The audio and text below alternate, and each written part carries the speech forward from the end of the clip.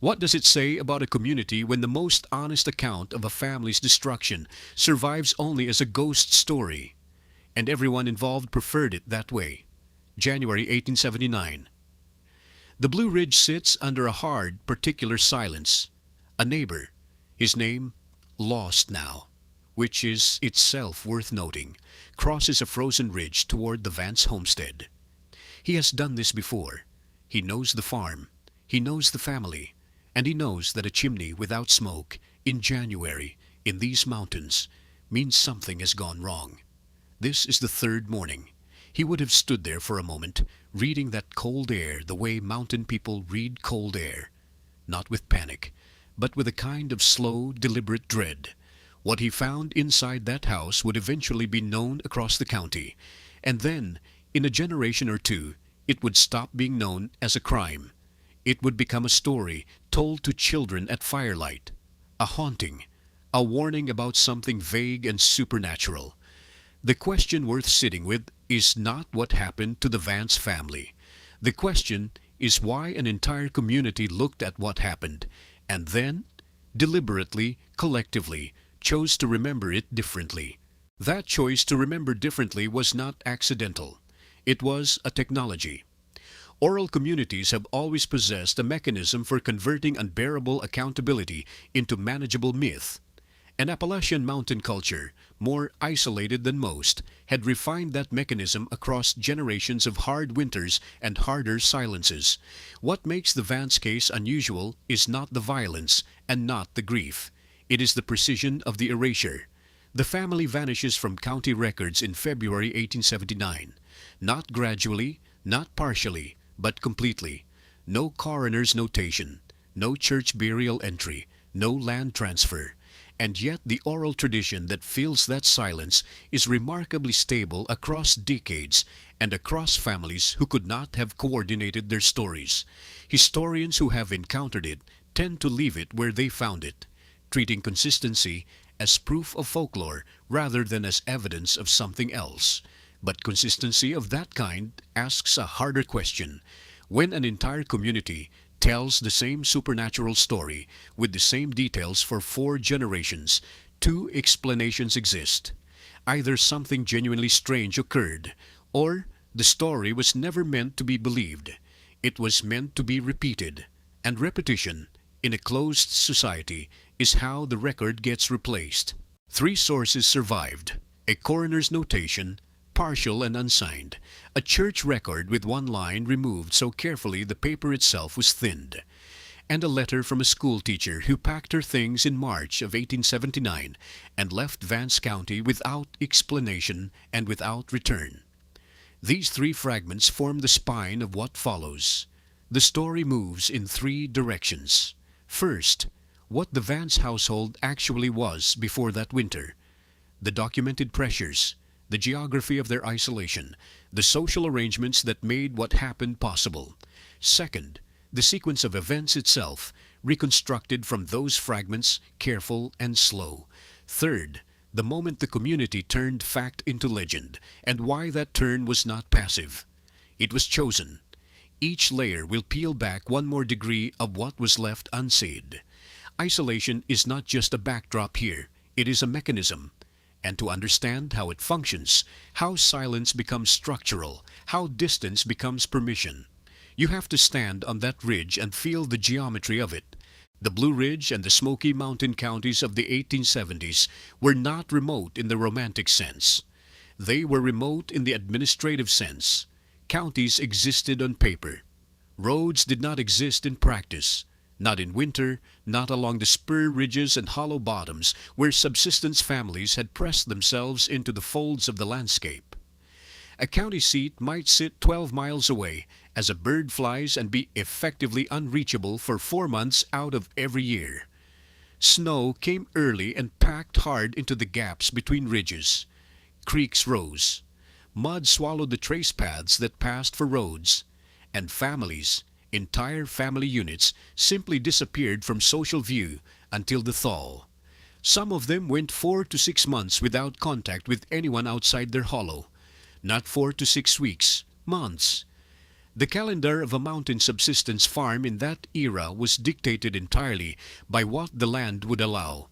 The growing season was short and steep. Corn, beans, and kept hogs were not a lifestyle choice. They were the arithmetic of survival. A bad harvest did not mean hardship. It meant a specific calculation about who ate how much and for how long. The Vance farm sat at the end of a spur ridge with exactly one visible approach. That detail is architectural. Whoever lived there could be seen coming. And more important, the people inside could not be seen at all, from any direction, unless someone made the deliberate choice to come up that single track.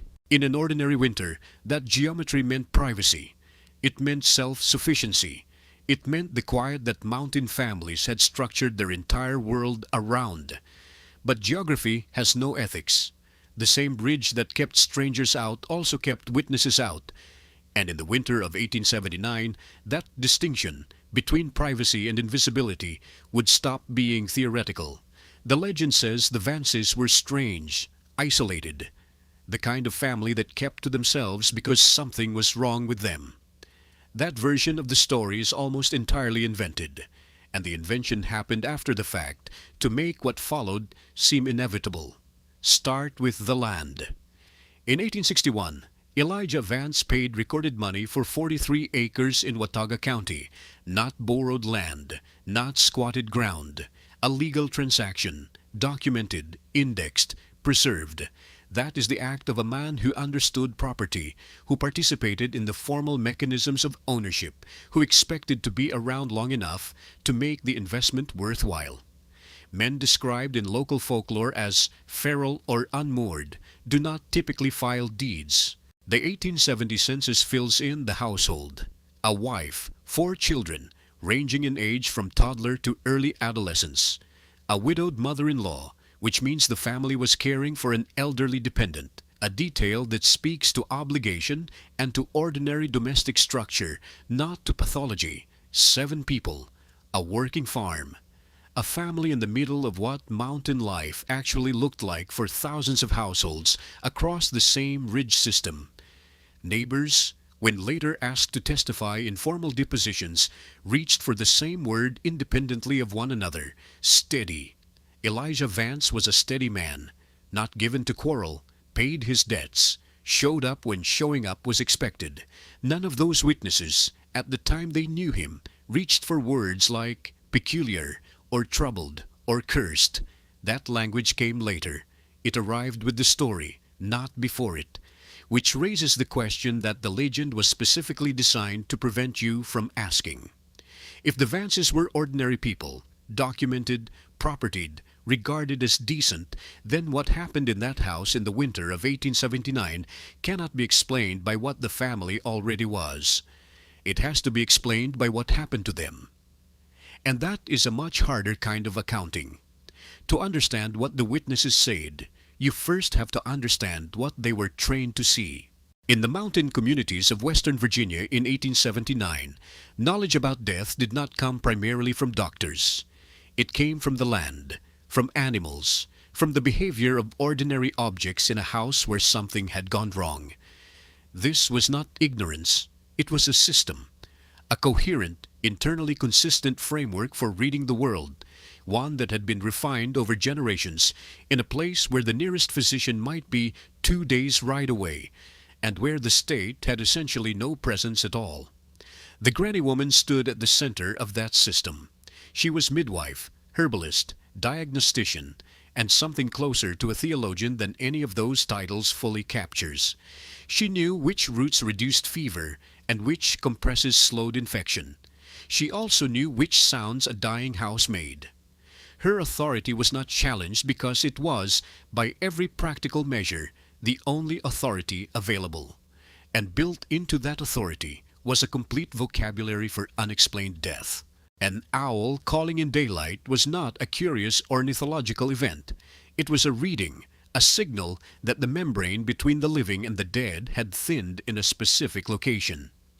Dogs refusing to cross a threshold carried the same diagnostic weight. A mirror cracking without impact, a candle extinguishing in a still room, a child waking 3 nights running at the same hour. Each of these was data processed through a system that had its own logic, its own standards of evidence, its own peer review in the form of community consensus.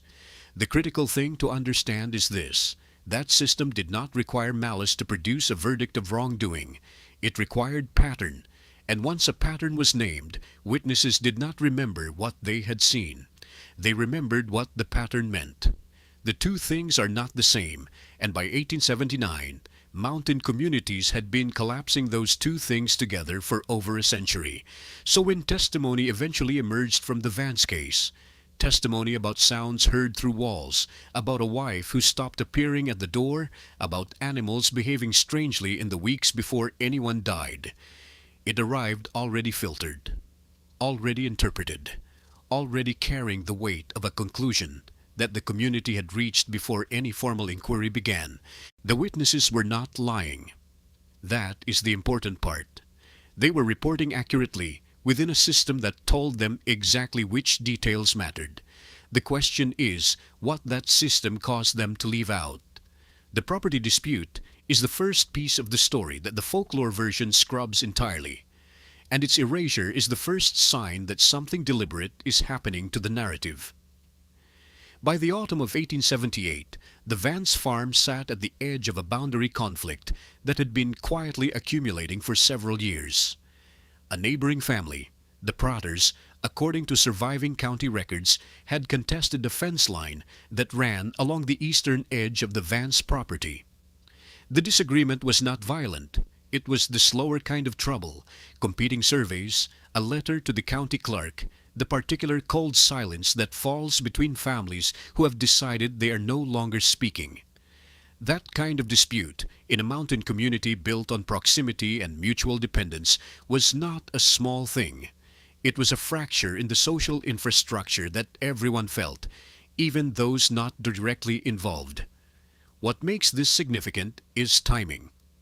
The dispute was still unresolved when the first cold came that year. A schoolteacher named in the county record only as H. Brewer made a visit to the Vance household in October of 1878, 4 months before the family was discovered. The purpose was routine: the collection of tuition payment for the Vance children's enrollment in the local subscription school. What Brewer recorded in a letter, apparently written to a sister in an adjacent county and preserved through that family's estate, was something considerably less routine. The visit, Brewer wrote, left a strong impression. The house was in order. The children were present. And yet, a tension in that house I could not name, and the elder, Mrs. Vance, weeping without cause she would name. Brewer did not speculate further. The letter moves on quickly to other matters, as letters do. But that restraint is itself worth examining. Brewer was an educated observer, one of the few people in the immediate community whose profession required the habit of notation. And even Brewer stopped at the threshold of interpretation. The weeping was recorded. The cause was not pursued. This is not negligence. It is the same filtering system at work, operating now in real time in October, before anyone had died. The folklore account of the Vance case begins in winter, with discovery. It has no autumn. It has no fence line. It has no school teacher standing in a doorway, noting that something is wrong and choosing not to press further. Those details were not dramatic enough to survive the retelling. Or perhaps they were too specific, too tethered to the ordinary machinery of rural grievance, to fit the shape the story needed to take. The question that emerges is not why the community forgot these details. The question is when the forgetting began. The winter of 1879 arrived early and stayed long. That much is documented. County agricultural records from western North Carolina describe January of that year as among the coldest in living memory, temperatures dropping below 0 Fahrenheit for stretches that killed livestock in their stalls and froze creek beds solid enough to walk across. Regional newspapers, the ones that managed to circulate at all, reported families in adjacent counties found dead in their homes, not by violence, not by any human agency, but simply by the accumulated weight of cold and hunger and isolation. This is the context that matters. When the ground is frozen and the roads are impassable, and every family is concentrated entirely on its own survival, the social web that holds a rural community together does not tear. It simply goes slack. Visits stop. News stops moving. A homestead that goes quiet in January is not immediately a cause for alarm. It is January. For the Vance farm, this meant something specific. A farm already operating at the margin of community notice, already thinned of its visible membership by autumn, could now disappear entirely into the logic of the season. No one would ride out in that weather without cause. No cause had yet been formally named. County records show that several families in the same district required emergency relief that winter, and at least 2 were found in conditions of severe deprivation. The Vance situation, when it eventually surfaced, entered a landscape already crowded with suffering. It was one tragedy among several. That is how it was initially recorded, and that framing, the framing of weather, of misfortune, of a hard winter taken too hard, would shape the early official response in ways that proved consequential. But here is the question the record quietly raises. The winter was real. The hardship was real.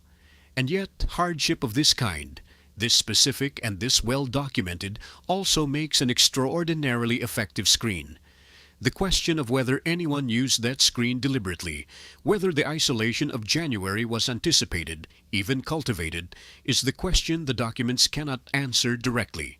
They can only point toward it. The most important gap in this entire case is not between the living and the dead. It is between what a man named Calhoun said on the morning he walked up to the Vance cabin and what that same man was saying 14 days later. Calhoun was a neighbor. The distance between his property and the Vance homestead was the kind of distance that, in that country, in that season, meant you did not check on someone every day. You checked when something changed. What changed? On the morning now, fixed in the coroner's record as the discovery date, was the smoke, or rather, the absence of it. A cabin in January without smoke is a cabin that has gone wrong. Calhoun noted it, and he went. What he found, he described in language that is almost clinical in its plainness. The coroner's notation, fragmentary, water-damaged at one margin, but legible in its essential passages, preserves Calhoun's initial account in third-person summary. The fire had been out for some time. The cold inside the structure was, by his estimate, indistinguishable from the cold outside it. The members of the household were present. They were not living. There were signs of burning on at least one of the bodies, localized and consistent with proximity to the hearth. The children were found together.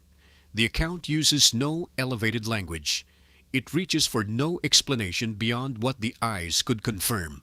This is the account of a man who has seen what he has seen and has not yet been told what it means. Within a fortnight, that account had changed, not in its facts, the smoke, the cold, the hearth, the children, but in its architecture. By the time the wider community had processed the event through its interpretive habits, Calhoun's testimony had acquired new elements. A sound heard in the days before, a light seen at an unusual hour, the sense, which he apparently had not mentioned initially, that something about the scene felt arranged. These additions did not come from nowhere. They came from somewhere very specific, from the community's need to place the event inside a framework that it already knew how to use. That process, the retrofitting of memory to meet the demands of a communal narrative, is not unique to Appalachian mountain culture. It is human, but it is particularly visible here because the documentation happens to capture both states, the before and the after, the raw account and the cooked one. Most historical cases of this kind leave only the finished mythology. This one left the seam. The question that seam opens is this: if Calhoun's initial account was purely concrete, medical, material, without supernatural inference, then who introduced the other register? And when and in what setting did the conversation first turn? A coroner's inquiry, a church gathering, a conversation at a mill or a store, where one man's memory is gently corrected by another man's certainty. The record doesn't specify, but the record does confirm that the shift happened fast. 14 days is not a long time to manufacture a legend. Unless, of course, the legend was not manufactured from nothing. Unless the materials were already there, waiting, and the event simply gave them a shape to fill. The coroner's notation is 2 pages long. It should be 4. That missing half is not a clerical accident. Partial official documents of this period almost always indicate either an interrupted inquiry or a deliberate cessation. And the distinction matters enormously, because one implies circumstance and the other implies decision. What the 2 existing pages contain is, on close reading, stranger than their brevity suggests. The notation records physical findings consistent with at least 2 separate causes of death. That is the anomaly. In a starvation case, or a case of prolonged cold exposure, the physiological presentation tends to be uniform across a household. The body's response to caloric deprivation follows a recognizable progression. Loss of subcutaneous tissue, the particular hollowing of the orbital region, the darkening and loosening of the skin at extremities. Cold death produces its own signatures. The paradoxical undressing phenomenon in some cases, the characteristic posture of the curled withdrawal in others, the lividity patterns that differ from those of a body that ceased circulation in warmth. These are consistent. They replicate. A coroner examining multiple bodies in a single household dying from a single cause would expect to be writing the same observations more or less in sequence. That is not what the notation describes. The language shifts between subjects in ways that a careful modern forensic reading cannot reconcile under a single mechanism. One set of findings aligns reasonably well with prolonged exposure or deprivation. Another does not. The second set includes phrasing that 19th century coroners used with some consistency when the presentation suggested a more acute event, something faster, something that did not allow the body the weeks of slow deterioration that starvation requires. The notation does not comment on this discrepancy. It does not flag it, does not return to it, does not offer a reconciling theory. It simply stops. The third page, which would have been where a coroner of that era typically recorded his interpretive summary, is absent. So is the fourth, where a formal finding would have been entered. What interrupted that process is not written anywhere in the surviving record. But the fact that the process was interrupted at precisely the moment when interpretation was required is itself a kind of evidence. Not of what happened in the Vance house that winter, of what someone, somewhere in the chain of official accountability, chose not to put into words. Burial without formal inquest was a choice. In Watauga County in January of 1879, that choice had to be made by someone, and it had to be made quickly. The ground was frozen, the bodies were multiple, and the community had gathered with the particular silence that surrounds events no one yet knows how to name. Church records from the Meat Camp Baptist congregation show that the Vance family was interred on a single day in the last week of January in a combined ceremony. The pastor's notation in the register is brief, almost deliberately spare. Against the column reserved for cause of death, he wrote one word, providence. That word requires attention. It is not a synonym for natural causes. Elsewhere in that same register, deaths from fever are recorded as fever, deaths from accident as accident. Providence appears in this congregation's records in a precise and limited way, reserved for deaths where the cause was either not established or was, in some sense, contested. It was the word a pastor reached for when he could not write what he knew, or when what he knew was incomplete, or when the community had decided that incompleteness was preferable to specificity. And then, at some point after that entry was made, someone returned to it. In a different ink, darker, finer tipped, a line was drawn partially through the notation. Not fully, not enough to render it illegible, enough to mark it as something that had been reconsidered. That kind of partial correction is among the most revealing gestures in any archival record because it sits between two intentions. The person who struck the entry did not erase it. They did not tear the page. They drew a line and then stopped. Whatever impulse led them to that register was not strong enough to complete what it started. Meanwhile, no formal inquest was convened. In North Carolina at this period, the county coroner held statutory authority to impanel a jury of inquiry for any death of uncertain cause. That authority was not exercised here. The surviving records of Watauga County for January 1879 contain no inquest docket, no jury summons, no formal finding. The mechanism existed. It simply was not invoked. This was not bureaucratic failure. Rural coroners of this era were, in general, alert to deaths that warranted inquiry. The absence of formal process in the Vance case is therefore not an absence of knowledge. It is an absence of will. The community moved, with apparent deliberateness, from discovery to burial, without pausing at the institutional threshold that would have transformed a private catastrophe into a public record. What that movement forecloses is not merely legal accountability. It forecloses the specific kind of testimony that inquests produce, sworn, attributed, dated, entered into a document with names attached. The people who gathered at the Vance property in those days, following discovery, carried information. Some of that information became story. None of it, in any attributed form, became evidence. And that distinction between story and evidence is precisely what the community, whether consciously or by collective instinct, appears to have chosen. The land outlasted everyone who died on it. That is where the analysis has to begin. Elijah Vance acquired 43 acres in the hill country of Ashe County in 1861, the year the war started, and property records became, in many places, provisional things. The deed was recorded. The claim was legal. For 18 years, the Vance family worked that land without any surviving documentation of contest.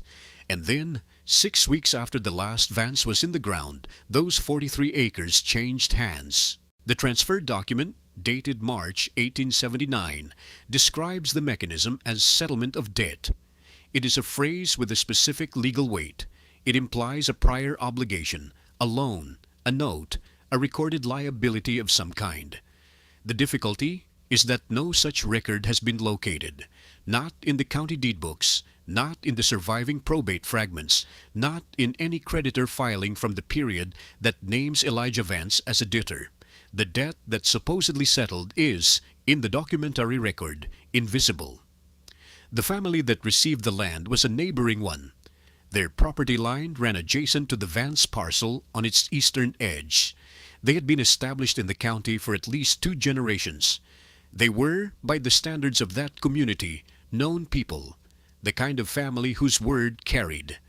Now here is where the motive question becomes genuinely complicated. The land is almost certainly the answer to a question about what preceded the winter of 1879. But the question itself remains unresolved.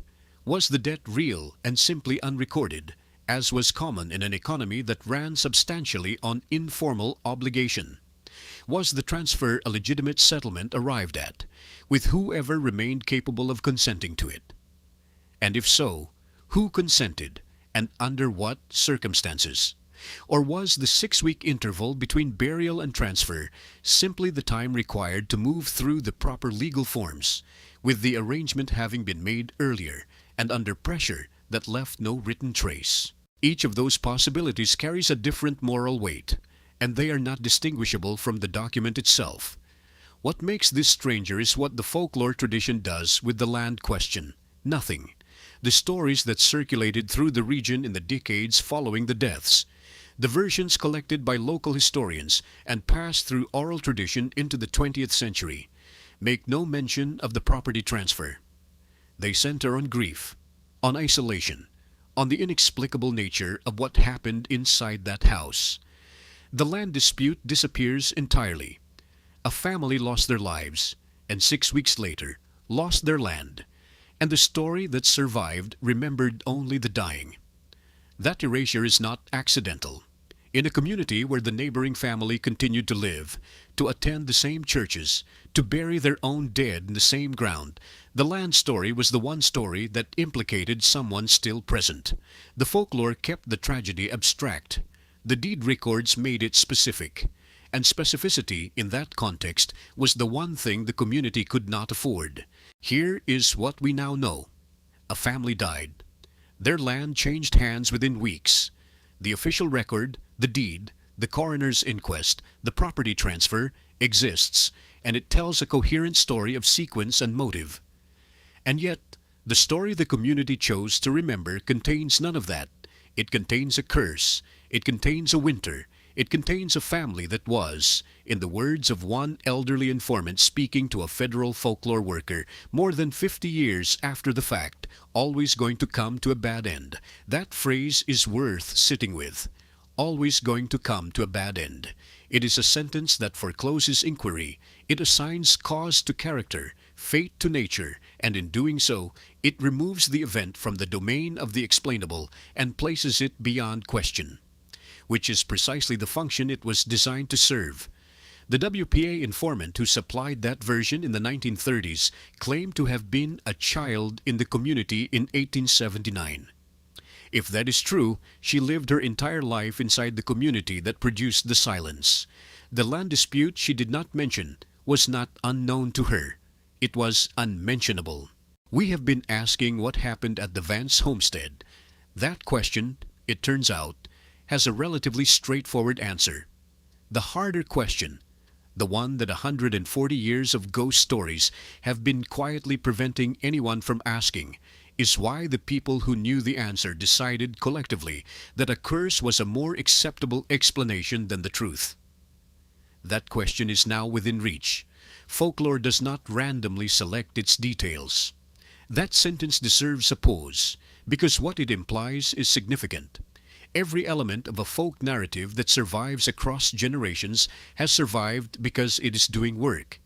It is carrying something the community needs it to carry.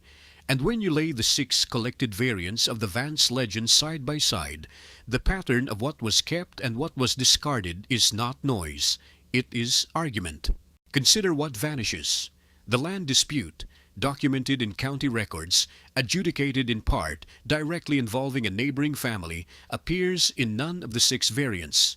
Not diminished, not altered, not relocated to a different character. Gone. The neighboring family itself disappears from 5 of the 6. The property transfer that followed the winter of 1879, which left the Vance parcel in different hands by the following spring, is absent across all 6.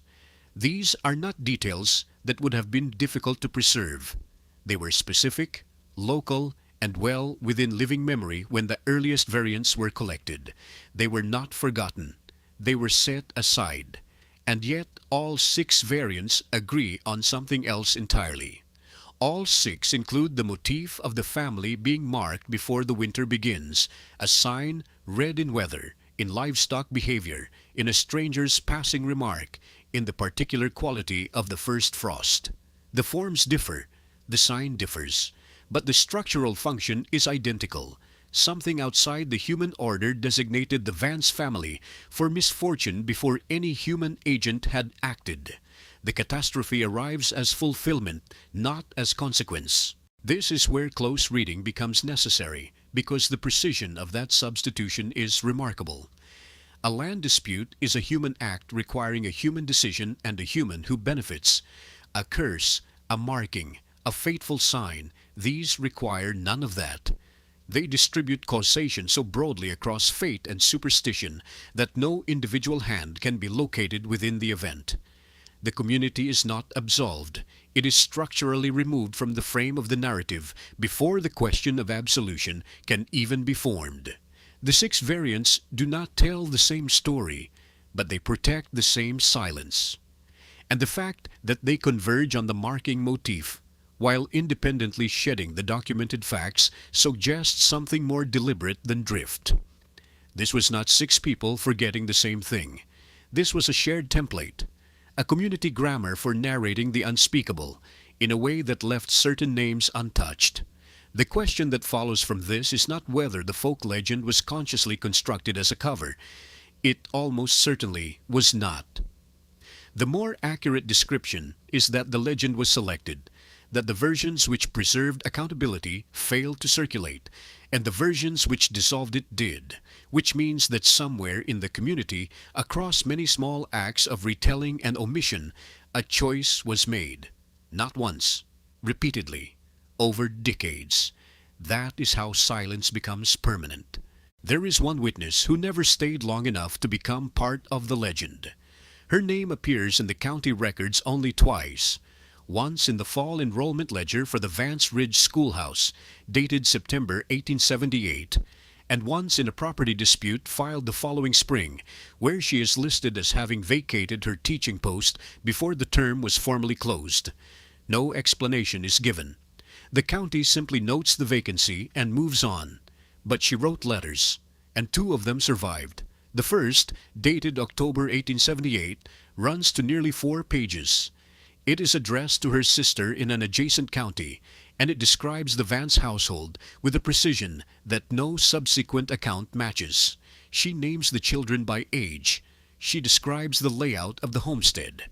She notes, with the careful attention of someone trained to observe, that the elder of the household had not been seen at the fence line in several weeks, which was unusual because he had previously made a habit of watching the children walk the path to the schoolroom each morning. She does not speculate. She simply records what she saw and what she no longer saw. What she records in the second half of that letter is harder to categorize. She describes a visit she made to the homestead, uninvited, she notes, and not repeated, and what she encountered there. The details are oblique, filtered through the discretion of a woman writing to a family member in a community where letters were sometimes read aloud. But the shape of what she is describing is legible. Something in that house was wrong in a way she had no established language for, and she was reaching for the closest available frame, which was neither medical nor legal. It was something older. She left the county in January 1879, not at term's end, in January. The second letter is what makes the first one matter. Written from a neighboring county in April of that same year, it is addressed to the same sister. It concerns, on its surface, entirely other things: a new teaching post, a recovered illness, the price of dry goods. But near the close of the second page, she writes, "Say nothing of what I told you of those people on the ridge, as it is better forgotten by those who must go on living near it." That sentence is doing several kinds of work at once. She is not asking her sister to forget. She is asking her sister to say nothing. The distinction is not small. Forgetting is a private act. Silence is a social one. She is not trying to erase her own memory of what happened at the Vance homestead. She is trying to manage what circulates about it, and who hears it, and in what form. The phrase "those who must go on living near it" tells you something else. She has already established that she herself will not be going on living near it. She left in January. She is writing from elsewhere in April.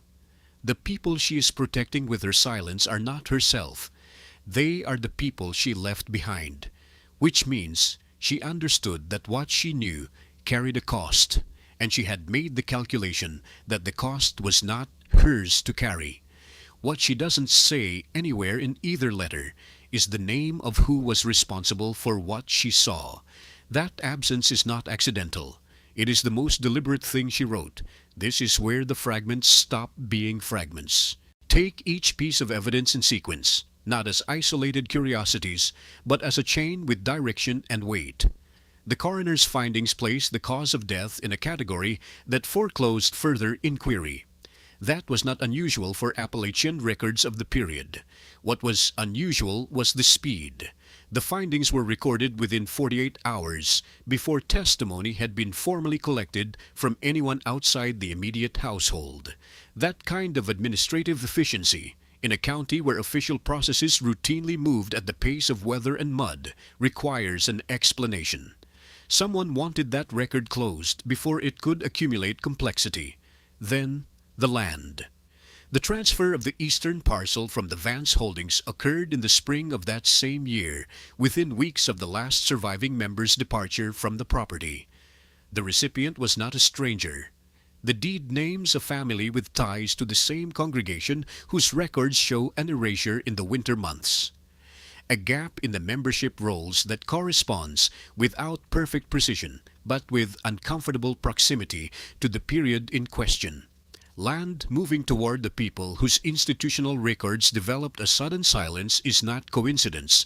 It is a pattern that courts have recognized in estate disputes for centuries. The Calhoun account complicates this further. His first version, preserved in a letter that predates the formal inquest, described the household in terms suggesting ongoing distress, not an isolated incident, but a prolonged deterioration that the surrounding community had observed and discussed. His second version, the one that entered the record, describes a family overcome by winter hardship. The revision strips all human agency from the account. Hardship happens to people. What Calhoun described in his first letter was done to people. The shift in language is not editorial, it is load-bearing. Place the school teacher's letters over all of this. She saw something in December. She left in January. She wrote in April from a different location, describing the Vance property as a place that could not be lived near, and protecting, through deliberate silence, the names of those who remained. Her silence, and the Calhoun revision, and the land transfer, and the church erasure, and the coroner's speed do not point in different directions. They point in one direction, toward a community that understood what had happened, reached a collective judgment about how much of it could survive contact with outside scrutiny, and made arrangements accordingly. What cannot be stated with certainty is the precise mechanism. Whether what occurred was direct violence, sustained neglect, economic coercion, or some combination that the surviving vocabulary of the period had no neutral way to record. That question remains genuinely open. The evidence establishes that a family was destroyed, that the destruction was witnessed, and that the witnesses coordinated a response designed to minimize accountability. It does not resolve, with the specificity a court would require, exactly who did what on which night. That uncertainty is not exculpatory. It is, in its own way, the most revealing thing the record produces. Communities do not organize a systematic reframing of events around accidents. They organize it around acts they recognize. The precision of the erasure, the speed of the coroner, the revision in the Calhoun account, the timing of the land transfer, the teacher's departure and her chosen silence. That precision reflects prior knowledge. People knew what to cover because they knew what had happened. The architecture of the concealment is itself a form of confession. What remains is the question the record cannot answer from within itself. What it meant to the people who lived inside that winter, to have done this, and then to have continued. Here is what the evidence, taken together, most honestly supports. The Vance family did not die because winter came early and the mountains were indifferent. They died because someone knew they were failing, knew it in time to act, and made a calculation that acting would cost more than not acting. That is the precise shape of what happened. Not malice in the operatic sense. A quieter thing. A choice to look at a problem and determine that the problem was cheaper as a death than as a conversation. The smokeless chimney was noticed. The record is clear enough on that point, even in its gaps. A chimney that does not smoke in January in those mountains is not a subtle signal. It is a distress flag, legible to anyone who had ever wintered at elevation. Someone saw it. The coroner's notation, partial, hurried, stripped of the language that would normally accompany an inquiry into multiple deaths in a single household, tells you the visit was not investigative. It was confirmatory. The determination had been reached before the ink. The teacher left within the month. She had been inside that community long enough to know its internal lines of obligation, and she understood that to stay was to be absorbed into an account she had not agreed to. Her silence was not cowardice in isolation. It was the rational response to having seen how the community handled those who did not remain silent. The Calhoun testimony did not drift or fade. It revised. Clean, directional revision. The kind that happens when someone is told, not reminded.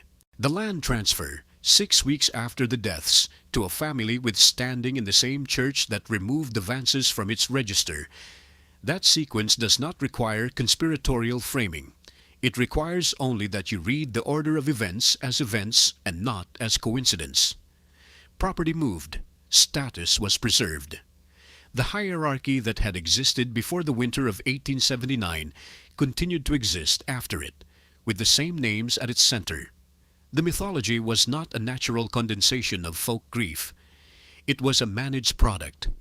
The haunting narrative, the lights, the cold that would not leave, the figures at the tree line, arrived not from the Vance family's neighbors, but from their neighbors' neighbors.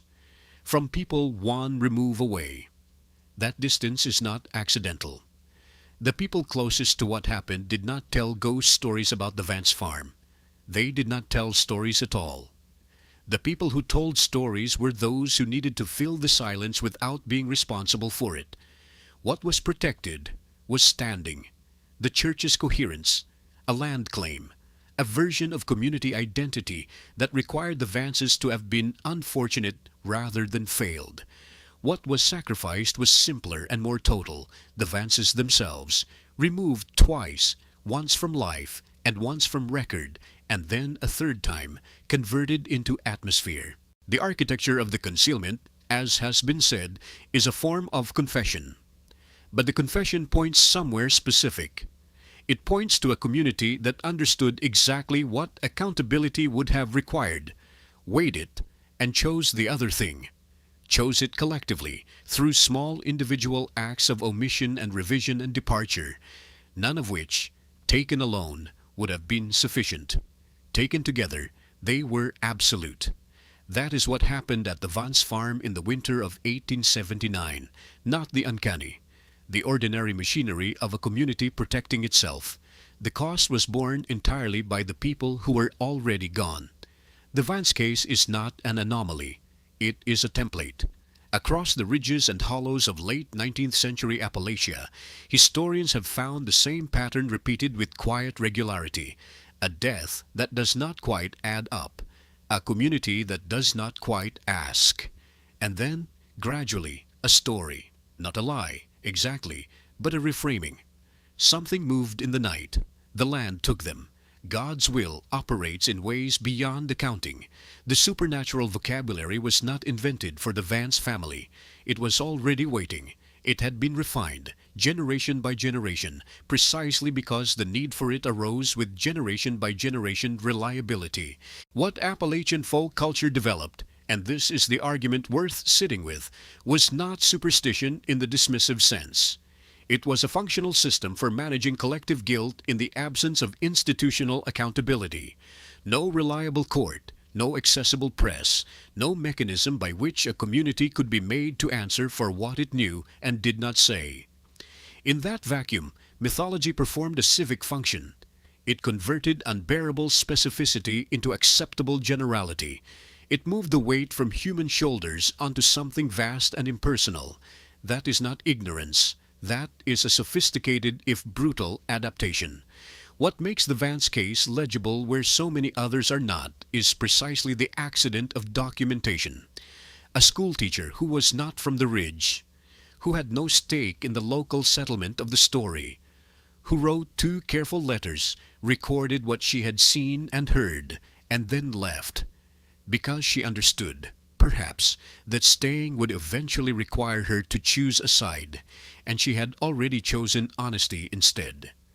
Without those letters, the winter of 1879 would have completed its transformation.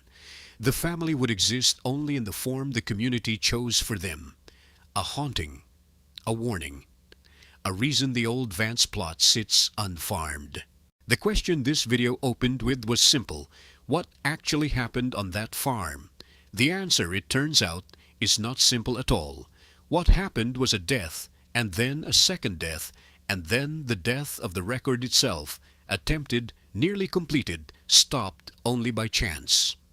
What happened was a community making a series of small, rational, individually defensible choices that accumulated into something no single person would have called their decision.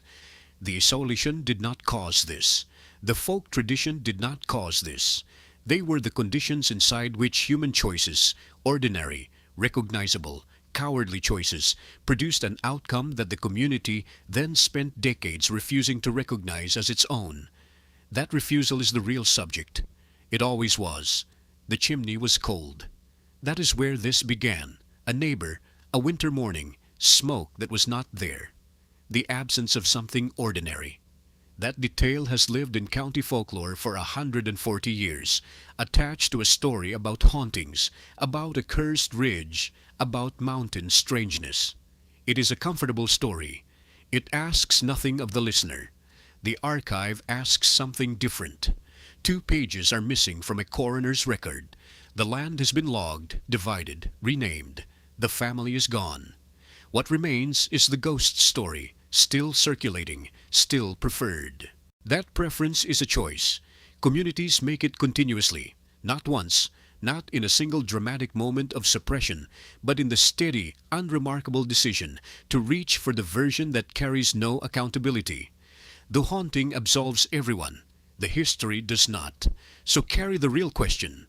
Not what walked the Vance Ridge in the winter of 1879, but why. When the record and the legend sit side by side, we have always found the legend easier to hold. What that says about how we remember violence, what it costs. The chimney was cold, and someone knew why, and the knowing was buried more carefully than the dead. That burial is still ongoing. Whether it ends depends entirely on who decides to look.